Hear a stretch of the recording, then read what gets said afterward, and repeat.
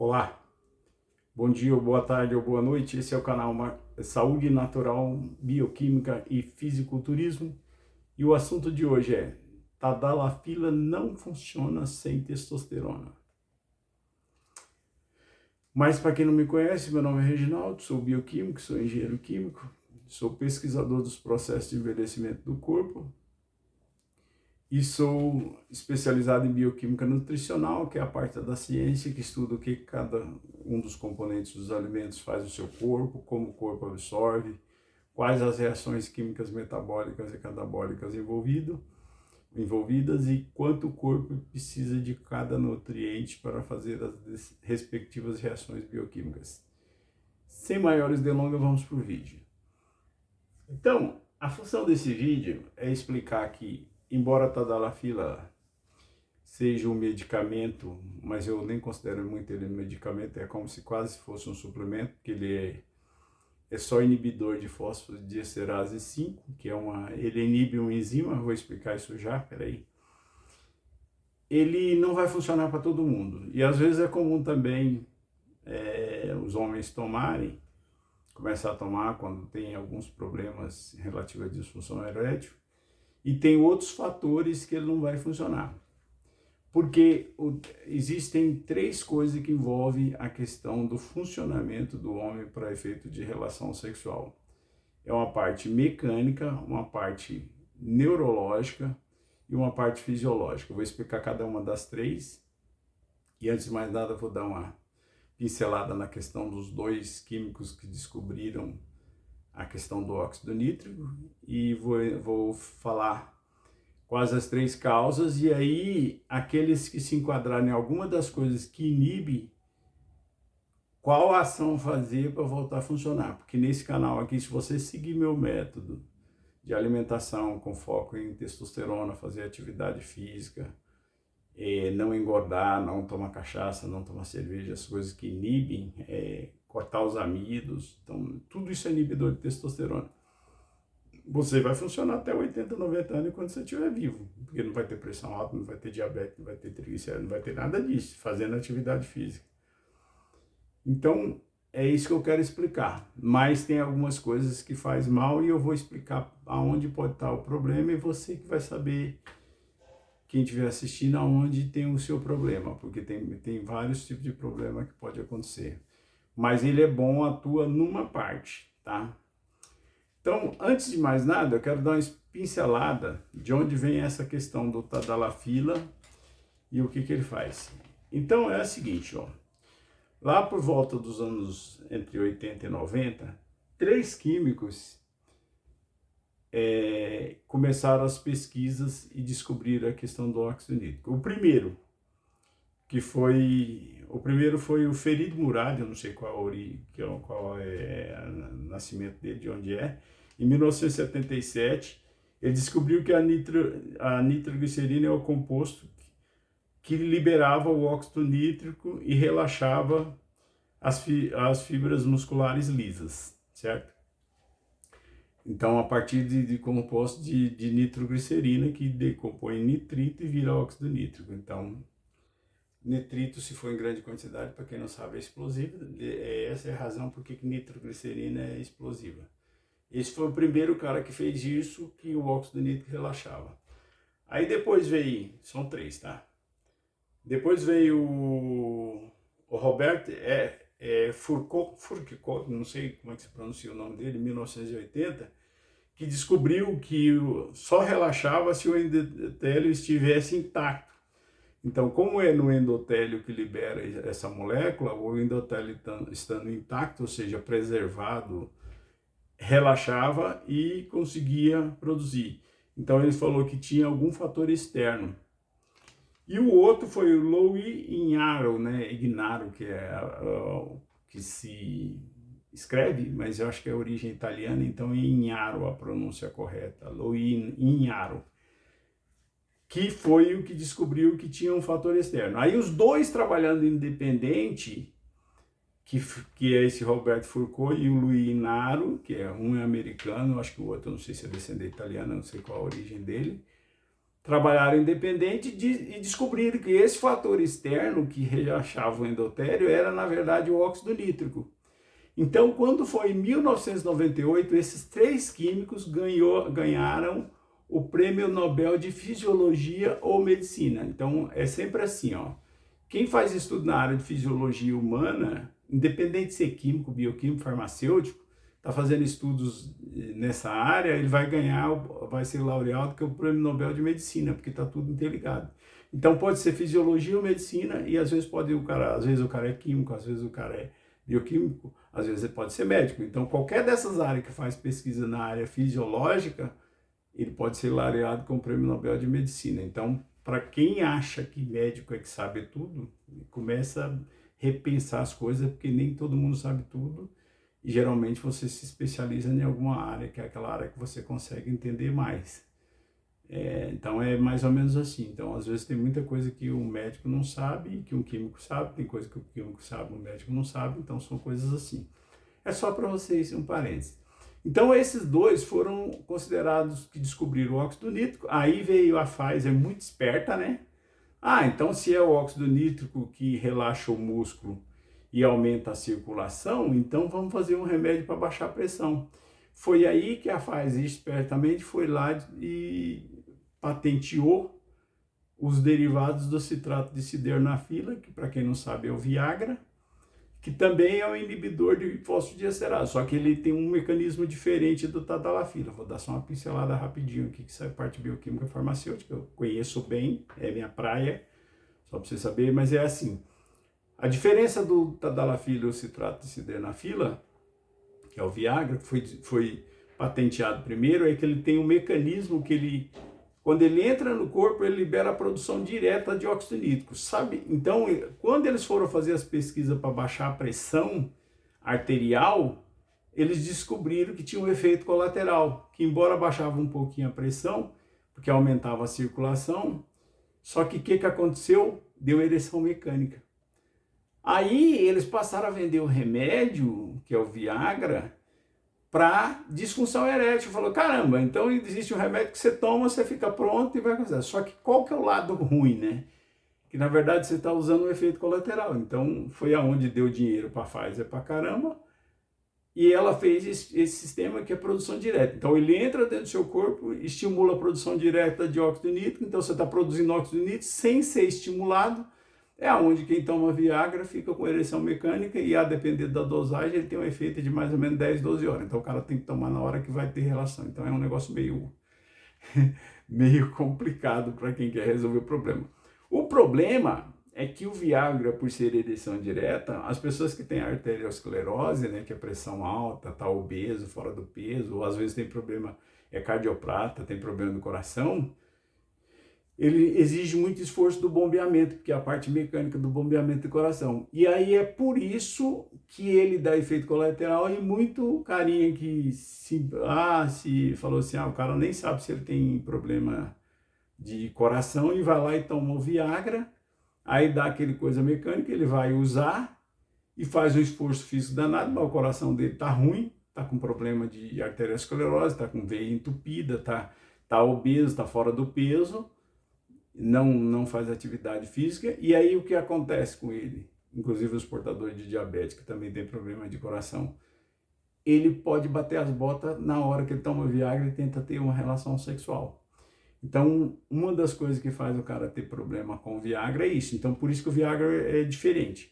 Aí, a Ciba-Geigy, que hoje é Sandoz, muito espertamente fez o Cialis. O Cialis, patenteado lá um pouco depois, não tinha sido patenteado.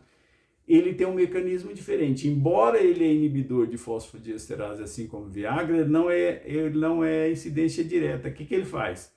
Você toma aquele que eu uso diário ou dosagem, uso diário, uma dosagem dupla, alguma coisa assim, e ele inibe a enzima e quando você for requerido, ele estimula a liberação do AMP. Então, vou só explicar esse negócio do AMP e o AMPOC, que são coisas diferentes. Então, a função do tadalafila é inibir essa enzima fosfodiesterase 5, que ela não deixa o seu corpo produzir o AMPOC, que é adenosina monofosfato cíclico. Esse adenosina monofosfato cíclico não produz óxido nítrico, é um derivado proteico. E o adenosina monofosfato, que é cadeia linear, que é diferente, ele libera o nitrito que vira óxido nítrico. Então a função do tadalafila é isso. Aí libera nitrito, aí você está produzindo só o AMP, adenosina monofosfato, quando você está tomando o tadalafila.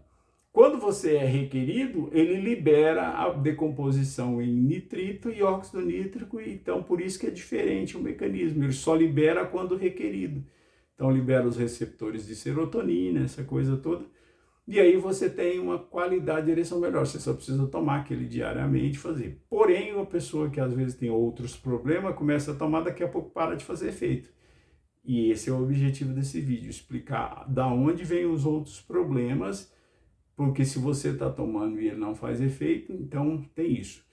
Uma das coisas que combina com o tadalafila que faz melhorar é a questão da arginina, que é um dos aminoácidos que também se decompõe em nitrito e óxido nítrico no tecido endotelial, certo? Então, quando você toma tanto tadalafila combinado com a arginina, que também pode ser uso diário, 3, 4, 5 gramas, dependendo de como você está vendo o acompanhamento, o problema, esse aminoácido o corpo produz. Eu já vou explicar isso aqui. Mas às vezes o cara está com deficiência, então você pode suplementar o arginina. Isso faz você funcionar. Porém, agora nós vamos entrar especificamente nos dois assuntos do vídeo, porque o tadalafila ele só vai trabalhar nessa questão mecânica. Mas agora eu vou explicar como é que é a questão mecânica, que é os três princípios do funcionamento do homem para efeito de ter relação sexual, e por que sem os outros componentes não funciona. Então é assim, vou começar pela parte mecânica, porque praticamente eu já falei nela. Então, na parte mecânica, então você precisa do coração, então você tem o bombeamento do coração, que é a circulação que produz o óxido nítrico. Então essa é a parte mecânica, beleza, o coração está funcionando. Se você tem a matéria-prima no corpo da arginina inibido pelo ou usando o tadalafila, que melhora os receptores, você vai produzir ácido nítrico e está resolvido o problema. O problema está nos outros dois coisas, que um é a questão fisiológica e a questão neurológica. Então agora eu vou explicar a questão fisiológica. A questão fisiológica é a seguinte, você precisa ter músculo. Quando você tem músculo, significa baixo índice de gordura corporal e testosterona alta, você tem um músculo, a sua próstata está intacta. Uma próstata intacta vai fechar o canal de saída de sangue no pênis e abrir o canal de entrada. Quando ela faz isso, ela produz a ereção, certo? É claro que depende de estímulo e aí entra a parte neurológica. Mas antes de falar na parte neurológica, nessa questão fisiológica tem dois problemas. Por que os diabéticos não funcionam? Eu vou dar uma pista agora para quem não sabe. Diabéticos têm sarcopenia. Todo diabético tem sarcopenia. Então é perda de massa muscular. E por isso que os diabéticos não funcionam. E os amigos também que defendem o glicogênio, que é a glicose lá da batata doce, achando que é uma boa vantagem porque você levanta mais peso, só que aquilo não é músculo. É por isso que o cara que é obeso também não funciona. Às vezes ele levanta muito peso na academia, tá achando que aquilo é uma vantagem, tá cheio de gordura, que levanta peso, mas não é músculo, aí não funciona. Então o diabetes não funciona, os obesos dificilmente vão funcionar, que tem que abaixar a gordura corporal e voltar a ter músculo para recuperar a próstata, que eu já falo sobre isso.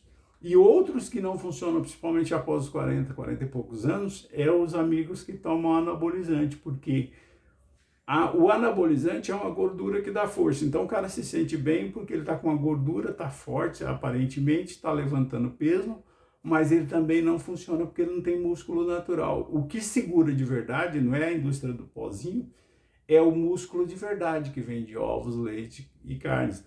É claro que para você, quem está com problema de próstata, eu já também vou falar de onde vem o problema. O que mais detona a sua próstata é proteína vegetal, porque ela não ganha músculo. Então a proteína vegetal é um veneno para a próstata do homem. E aí que eu tô falando com todas as letras, sem pensar, sem me preocupar, porque eu sei que causa problema. Feijão, grão de bico, aveia, quinoa, soja. Não sei se eu vou lembrar de todas as leguminosas que tem, ervilha. Todas as leguminosas que têm proteína vegetal, ela te dá problema na sua próstata. Por quê? Porque é uma proteína que não tem os 3 aminoácidos que dão músculos, e aí você detona a sua próstata. É isso que incha a próstata. E aí o cara que está com problema na próstata também não vai funcionar. Por quê? Porque a próstata controla a micção, a ereção e a ejaculação. Então a próstata inflamada, inchada, e geralmente o que inflama é a proteína vegetal, ela vai fazer isso e o cara não vai funcionar. Por quê? Porque na parte mecânica, ou desculpa, na parte fisiológica, ele não está com a próstata saudável, com músculo, porque ela é uma glândula de tecido muscular, suficiente para fechar o canal de saída de sangue e abrir o canal de entrada e manter a ereção, mesmo que você tome tadalafila. E agora eu quero explicar uma parte que é neurológica, que também resolve com alimentos. Então é o seguinte, a parte neurológica é você ver a situação e conseguir a ereção para ficar pronto para ter relação sexual. O que é isso? Muita gente é é a libido, só que ela depende da testosterona livre, que é a que está circulando no sangue, e a serotonina. Agora tem que fazer um parênteses aqui na questão da serotonina, embora cabe um vídeo só para falar sobre serotonina, porque geralmente a serotonina ela é um neurotransmissor, só que ela tem muito mais função dentro do corpo humano. Então o que ela faz? Ela está circulando pelo seu sangue e você precisa produzir ela a partir dos alimentos. Quais são os alimentos que mais estimulam a produção de serotonina? Então, primeiro, ela depende em grande quantidade de um aminoácido chamado triptofano, que é um aminoácido essencial, que a proteína animal mais rica nele é o leite. Se alguém falar para você que banana tem triptofano, fala para ele comer 200 dúzias de banana, que tem 0,2 miligrama por 100 gramas do alimento. Então ele vai ter que comer umas 200 dúzias de banana por dia para ele obter vai se matar comendo banana, mas não vai ter triptofano. A proteína mais rica nesse aminoácido é a do leite. Essa é a razão por que eu sou um defensor ferrenho de consumo de leite de verdade, queijo de verdade. Só que no queijo ela ainda está concentrada. Isso é bom, porque se você tem algum problema com leite, não se dá bem tomar leite, basta você comer uns 100 gramas naquele omelete por dia de frutas, sei lá que eu falo que tem que comer 4 ovos em forma de omelete de fruta no café da manhã, seria uma boa. Então, no meu caso, eu comeria 5, aí eu tiro um ovo a menos, como 4 ovos e uns 80, 100 gramas de queijo no meu omelete de fruta, que eu geralmente faço de tomate e berinjela ou tomate e cenoura, que é os que eu mais gosto. Mas poderia ser tomate giló, tomate beterraba, tudo funciona. O importante é você combinar essas frutas digestivas e esses probióticos para aumentar a absorção intestinal. Quando você mistura tudo na forma ou de omelete ou de salada proteica, ou ainda tão de ovos mexidos também, que dá na mesa. Ovos mexidos com essas frutas digestivas. Vai absorver, vai produzir testosterona, vai ter músculo, e você não precisa dos amidos, que são os inibidores, a cachaça e a cerveja. Então, quando você tá sem a libido, que é sem o desejo, ver uma situação e não conseguir ter ereção, então você já vai saber que é a questão neurológica. A neurológica é a libido. Então é testosterona livre mais serotonina. Geralmente é problema de serotonina. Como é que faz para produzir serotonina? Absorver a proteína do leite ou do queijo, mas na carne também tem, só que não tem a quantidade que você precisa, porque você vai comer carne, vai absorver uns 2 a 3 gramas, você precisa de 6 gramas desse aminoácido. Então a melhor forma é você comer na proporção de 100 gramas de queijo no seu omelete por dia, você já tem a quantidade desse aminoácido para produzir, principalmente combinando no omelete de fruta digestiva com queijo de verdade, queijo mineiro, queijo baiano, que você falar. Eu só falo que é queijo de verdade porque tem que ser o queijo do leite, só isso. E aí você absorve esse aminoácido, o resto é suplementar o magnésio, e a niacina já tem na carne, que é a vitamina B3, já tem na carne, nas carnes, qualquer carne, no leite, no queijo e nos ovos, tá? Então, vitamina B3, então, para produzir serotonina, você precisa absorver esses 3 nutrientes. O triptofano em larga escala, 6 gramas. Aminoácido, o magnésio é melhor suplementar na hora de dormir, por isso que a serotonina é produzida à noite, no intestino e no cérebro. E suplementar o magnésio, e a vitamina B3 você já absorve das carnes, dos leites e dos ovos, tá? Então, vitamina B3 que é a niacina. Então, esses 3 nutrientes, vitamina B3, triptofano e o magnésio que é melhor suplementar, principalmente para os que têm mais de 40, 35 anos, já expliquei, cloreto de magnésio, você toma à noite para dormir e já produz a serotonina. Agora eu quero explicar que a serotonina é muito mais do que isso, porque é o seguinte, a serotonina ela regula o estresse, que de tabela regula o cortisol, que é um dos hormônios que dá estresse. Ela controla e regula o seu sono, porque ela regula o ciclo circadiano no corpo. E controla o estresse e a ansiedade. Então, muita gente que tem problema também de ejaculação precoce, é só mais um parênteses aqui, às vezes é baixa produção de serotonina. Não estou falando daquele cara que é marinheiro de primeira viagem, primeira vez ficou nervoso, primeira vez moleque novo ficou nervoso, ansioso e teve ejaculação precoce. Mas eu estou falando desses que é ejação precoce crônica, o cara não consegue ter relação, a hora que pensa em ter já ejacula. Então esse é o ejaculador precoce crônico. Geralmente a causa é baixa produção de serotonina. Já te dei toda a dica como é que você faz para produzir serotonina no seu corpo, suplementando magnésio, que é a melhor forma, cloreto de magnésio, absorvendo o triptofano do leite ou do queijo, e também das carnes, né? E a vitamina B3, o corpo já produz naturalmente. Então, quando você regula o estresse, controla a ansiedade, dormindo bem, você já vai ver que você vai produzir serotonina, e com isso, se você tinha algum problema de ejaculação precoce, você vai resolver esse problema. Gente, o assunto do vídeo era esse, espero que vocês tenham gostado.